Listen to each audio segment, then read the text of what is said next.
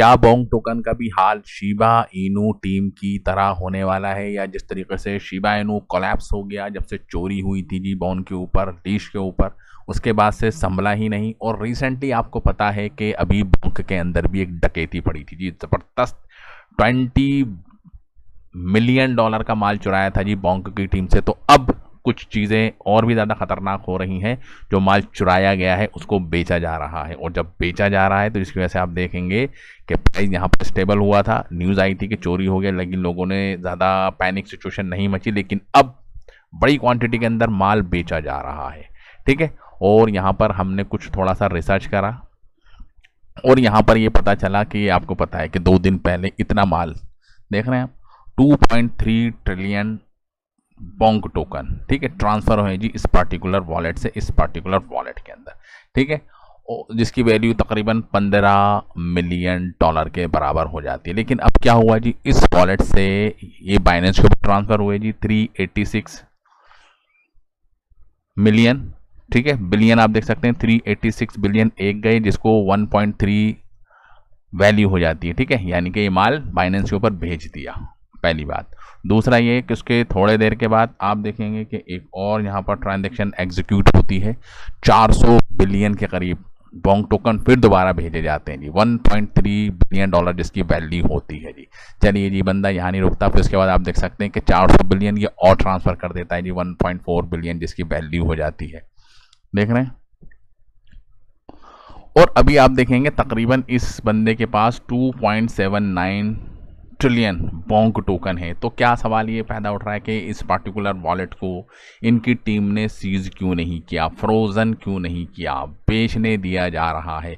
अब इसके ऊपर सवाल पैदा होते हैं, शक पैदा होते हैं कि इतना 2 दिन हो गए, 3 दिन हो गए, क्या आपके पास इतनी अथॉरिटी नहीं है कि आप इस पर्टिकुलर वॉलेट को फ्रीज़ कर देते, ठीक है। ये बंदा मूव ही नहीं कर पाता जी बाइनेंस के ऊपर और जाके उसको सेल नहीं कर पाता, क्योंकि हमने देखा है रिसेंटली कि गवर्नमेंट चाहे और कंपनी का जो डिप्लॉयर है, ऑनर है, वो इन पर्टिकुलर वॉलेट को फ्रीज कर सकता है। लेकिन इतना वक्त गुजर गया, 1 हफ्ते से ज़्यादा हो गया जी चोरी को अंजाम दिए हुए, लेकिन अभी तक इनके वॉलेट को फ्रीज नहीं किया है। क्या ये जानबूझ के चोरी की गई, क्या जानबूझ के बोंग टोकन को इनकी टीम बेच रही है जी इस आड़ के अंदर के हमारे जो टोकन है चोरी हो गए? तो बहुत सारे सवाल पैदा होते हैं जी इस वक्त, ठीक है।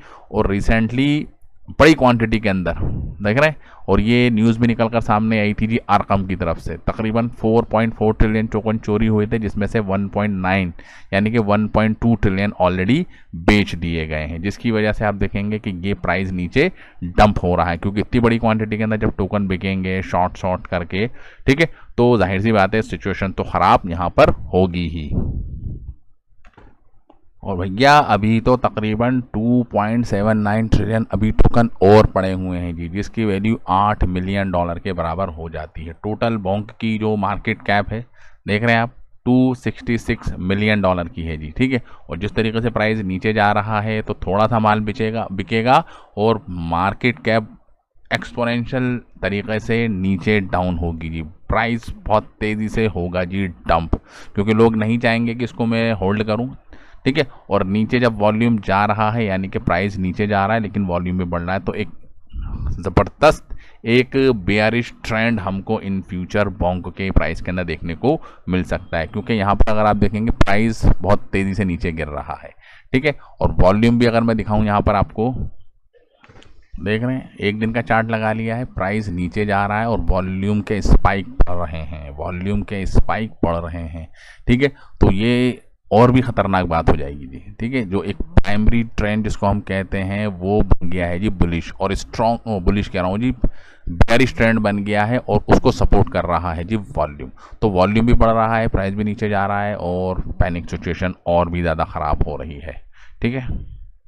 और जितनी तेज़ी से होल्डर बढ़ते हुए नज़र आ रहे थे जी, ठीक है, अब वो होल्डर के ऊपर भी जाम लग गया है, ठीक है, स्टेबल हो गया है जी होल्डर्स के आने का सिलसिला बोंग के अंदर, ठीक है। और प्राइस नीचे जा रहा है, वॉल्यूम बढ़ रहा है, होल्डर्स की जो क्वांटिटी है जी टोकन को होल्ड करने की वो स्टेबल हो गई है। और अगर ऐसे ही चला तो रिटेल इन्वेस्टर्स, ठीक है, अपने टोकन को भी बेचना स्टार्ट करेंगे। वेल्स तो बेच ही रहे हैं क्योंकि वेल्स के पास तो डोमिनेंसी बनी रहती है जी टोकन की, ठीक। तो वेल्स भी अपनी तरीके से टोकन को बेचे जा रहे हैं और ऑल टाइम हाई से तकरीबन आप देखेंगे 94% का डाउनफॉल हमको देखने को मिल चुका है जी बोंक टोकन के अंदर। 50 की सीरीज़ चल रही थी जी अभी रिसेंटली, 50 की सीरीज़ से 30 की सीरीज़ के ऊपर आ गया है जी प्राइस सिर्फ 10 दिन के अंदर अंदर। तो अगर कोई पॉजिटिव स्टेप नहीं लिए, जो टोकन बचे हैं उनको सेल होने से नहीं रोका जी इनकी टीम ने, तो अभी 30 की सीरीज़ दिख रही है आपको, ये फिर 25 की सीरीज़ नज़र आने लगेगी, 25 के बाद आप देखेंगे 20 की सीरीज़ नज़र आने लगेगी और प्राइस बहुत तेज़ी से देख रहे हैं यहाँ पर ऑल टाइम जो हाई था